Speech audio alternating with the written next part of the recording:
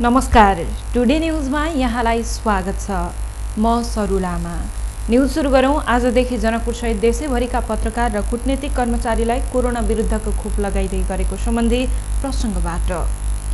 सरकारले आजदेखि corona virus विरुद्धको दोस्रो चरणको खोप अभियान सुरु गर्दैछ।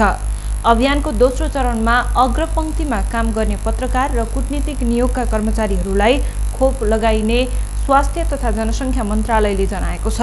भारत सरकारले अनुदानमा उपलब्ध गराएको कोभिशील्ड खोप पहिलो चरणमा प्राथमिकतामा रहेका व्यक्तिहरूलाई लगाइएपछि पत्रकार र कूटनीतिक नियोगका कर्मचारीहरूलाई लगाउने तयारी भइरहेको छ।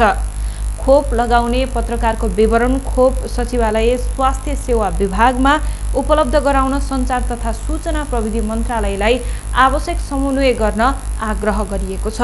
स्वास्थ्य मन्त्रालयले सञ्चार मन्त्रालयसँग देशैभरिको पत्रकारको विवरण मागेको र सोही विवरण खोप सचिवालयमा उपलब्ध गराइनेछ। खोप लगाउन पत्रकारले आफ्नो परिचय पत्र खुल्ने गरी सूचना विभागको प्रेस पास लिएर जानुपर्नेछ। देशैभरि करिब 13,000 पत्रकार रहेका छन्। पहिलो चरणको खोप 1,84,857 जनालाई लगाइसकिएको छ। पहिलो चरणको अभियान शनिबारबाट सकिएको थियो। दोस्रो चरणको खोप अभियान शुक्रबारसम्म चल्नेछ। बारामा 48 वर्षीय महिलाको घरभित्रै हत्या भएको छ। महागढीमाई नगरपालिका 1 की 48 वर्षीय कान्ति देवी कुशवाहाको आइतबार राति हत्या भएको हो।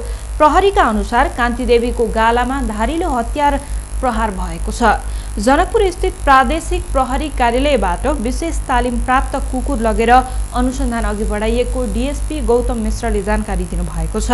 आइतबार बेलुकी उनका श्रीमान खाना खाएर घर बाहिर निस्किएका थिए। केही बेरपछि आफू घरमा फर्किँदा श्रीमतीलाई मृत अवस्थामा फेला परेको उनले प्रहरी समक्ष बताएका छन्। कुशवाहा परिवारका 3 छोरा र 1 छोरी भए पनि उनीहरू अध्ययनको सिलसिलामा जिल्ला बाहिर छन्। द्वन्द्वकालमा तत्कालीन माओवादीबाट मारिएका दैलेखका पत्रकार डेकेन्द्र थापाको हत्यामा संलग्न फरार एक अभियुक्तलाई दैलेख प्रहरीले 16 वर्षपछि पक्राउ गरेको छ। पक्राउ पर्नेमा जिल्लाको महाबु गाउँपालिका 6 का 68 वर्षीय जयबहादुर शाही रहेको प्रहरीले जनाएको छ। उनलाई खोज तलासका क्रममा जिल्ला प्रहरी कार्यालय दैलेखबाट खटिएको प्रहरीको टोलीले पक्राउ गरेको हो। जिल्ला अदालत दैलेखबाट 2 वर्ष कैद सजाय तोकिएका शाहीले पूर्व पक्षको लागि 1 वर्ष 7 महिना 1 दिन सजाय भुक्तान गरिसकेका र बाँकी सजाय दिलाउन कारागार चलान गरिएको दैलेखका प्रहरी प्रमुख अनुप श्रेष्ठले बताउनु भएको छ। शाहीले 1 वर्ष 7 महिना 1 दिन कैद भुक्तान गरी बन्दी प्रत्यक्षीकरणमा परेका कारण अदालतको फैसला ढिला आएपछि थुनामुक्त भई फरार भएका थिए। द्वन्द्वकालमा तत्कालीन माओवादीले दैलेख बजारको खानेपानी लाइन काटिएपछि समस्या समाधान गर्ने भन्दै वार्ताका लागि आएका उनलाई साबिकको द्वारी गाविस 1 हालको नौमुले गाउँपालिका 3 मा 2016 साल साउन 27 गते हत्या गरेको थियो। उनलाई नौमुलेबाट तत्कालीन माओवादी अपहरण गरी 45 दिनसम्म बन्दी बनाएर हत्या गरेको थियो। निर्मम तवरले मारिएका पत्रकार थापाको शव द्वारी जंगलमा गाडिएको अवस्थामा फेला परेको थियो। माओवादीले हत्या गरेपछि पत्रकार थापाकी श्रीमती लक्ष्मीले जिल्ला प्रहरी कार्यालय दैलेखमा 2065 भदौ 5 गते 9 जना विरुद्ध किटानी जाहेरी दिएकी थिइन्। त्यसबेला प्रहरीले 5 जनालाई पक्राउ गरेको थियो। प्रदेश नम्बर 2 का सिमेन्ट उद्योग सरकारले तोकेको राजस्व बुझाउन आनाकानी गरेको छ। सिमेन्ट उद्योगहरूले प्रदेश सरकारलाई बुझाउनु पर्ने राजस्व छल्दै आइरहेको खुलेको छ। प्रदेश सरकारलाई प्रति बोरा 1 रुपैयाँको दरले बुझाउनु पर्ने राजस्व छल्दै आइरहेको आर्थिक मामिला तथा योजना मन्त्रालयले जनाएको छ। आर्थिक मामिला तथा योजना मन्त्रालयका विपद व्यवस्थापन महाशाखाका अधिकृत मिथिलेश कुमार महतोका अनुसार प्रदेश सरकारले आर्थिक वर्ष 2075-76 देखि सिमेन्ट बिक्री मूल्यको 0.5% राजस्व बुझाउन प्रदेशभित्र रहेका सिमेन्ट उद्योगहरूलाई पत्रचार गरेका थिए। तर प्रदेश सरकारको पत्रचारको बेवास्ता गर्दै उद्योगहरूले राजस्व छलेको अधिकृत महत्त्वले बताउनु भएको छ। आर्थिक वर्ष 2076-77 देखि सरकारले आर्थिक ऐन प्रदेशभित्र रहेका सिमेन्ट फ्याक्ट्रीहरूले प्रति बोरा 1 रुपैयाँ राजस्व बुझाउनु पर्ने उल्लेख गरिएको छ। तर प्रदेश सरकारको ऐन कानुनलाई बेवास्ता गर्दै सिमेन्ट उद्योगहरूले राजस्व बुझाउन आनाकानी गर्दै आइरहेको छ। प्रदेश नम्बर 2 मा रहेको 15 सिमेन्ट उद्योग मध्ये धनुषा स्थित कसमस सिमेन्टको मात्र राजस्व बुझाएको र अन्य उद्योगले राजस्व बुझाएका छैनन् उहाँले भन्नुभयो। पर्साका Narayani cement, international cement, IAMC cement र शुभश्री जगदम्बा सिमेन्ट, अम्बे सिमेन्ट, बाराको Arniko cement, Krishna cement, Unitech cement, Nepal Shalimar cement, star cement र श्री सिमेन्ट इन्डस्ट्रिज प्राली कलश सिमेन्ट उद्योग रहेको छ। धनुषामा कसमस र सिराहामा मारुति सिमेन्ट उद्योग सञ्चालनमा छ। सिराहाको मारुति सिमेन्टमा राजस्व छली गरेको आरोपमा पटक पटक छापा समेत मारेको थियो। नियमित रूपमा प्रदेश सरकारलाई राजस्व बुझाउँदै आएको धनुषाको कसमस सिमेन्टले चालु आर्थिक वर्षको मङ्सिरसम्ममा 2,96,857 रुपैयाँ राजस्व प्रदेश सरकारलाई बुझाएको अधिकृत महत्त्वले बताउनु भएको छ। कसमसले मासिक प्रतिवेदन र राजस्व नियमित रूपमा प्रदेश सरकारलाई बुझाउँदै आइरहेको छ। अन्य सिमेन्ट उद्योगले प्रतिवेदन र राजस्व बुझाउन मानेको छैन। उद्योगहरूले कुनै पनि तथ्याङ्क प्रदेश सरकारलाई बुझाएको छैन। सिमेन्ट उद्योगहरूलाई कारबाही गर्ने निकाय प्रदेश मातहत नहुँदा राजस्व बुझाउन आलटाल गर्नेलाई कारबाही गर्न नसकिएको आर्थिक मामिला तथा योजना मन्त्रालयका सचिव काशीराज दाहालले बताउनु भएको छ।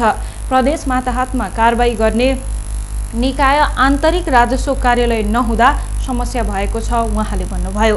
प्रदेश सरकारलाई करको सीमित दायरा तोकिएको छ।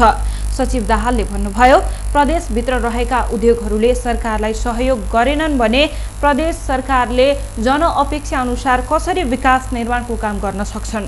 राजस्व सम्बन्धमा सिमेन्ट उद्योगहरूसँग छलफल गरी निकास निकाल्नेछौँ उहाँले भन्नुभयो।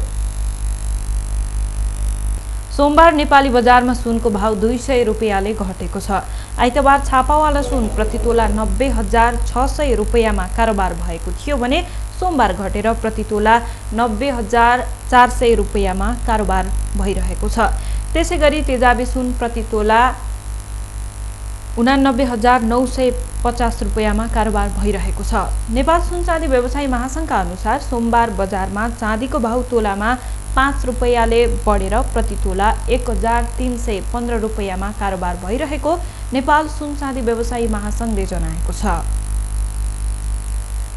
भारतको बिहार राज्यमा पर्ने चम्पारण जिल्लामा 12 वर्षीय नेपाली बालिकाको सामूहिक बलात्कारपछि हत्या गरिएको छ। हत्यापछि उनको शव प्रहरीकै मिले महत्त्वमा जबरजस्ती जलाइएको सङ्केत पाइएको बीबीसी हिन्दीले जनाएको छ।